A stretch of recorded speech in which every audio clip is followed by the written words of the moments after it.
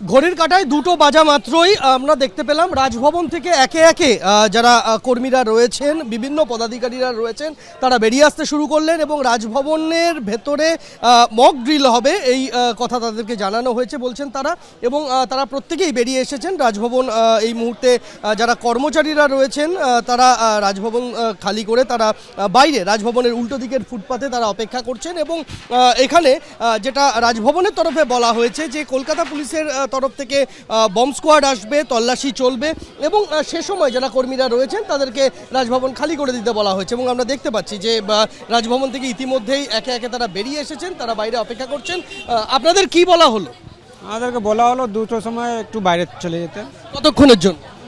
সেই টাইম দেওয়া হয়নি, মানে যতক্ষণ প্রোগ্রাম মধ্যে চলবে তারপরে। কি হবে, কেন, কারণ কি? চেকিং ওকিং হবে। আমরা দেখতে পাচ্ছি যে এই মুহূর্তে রাজভবনের বাইরে সেই সমস্ত কর্মীরা তারা অপেক্ষা করছেন যে কখন আবার সবুজ সংকেত মিলবে রাজভবনে ঢোকার।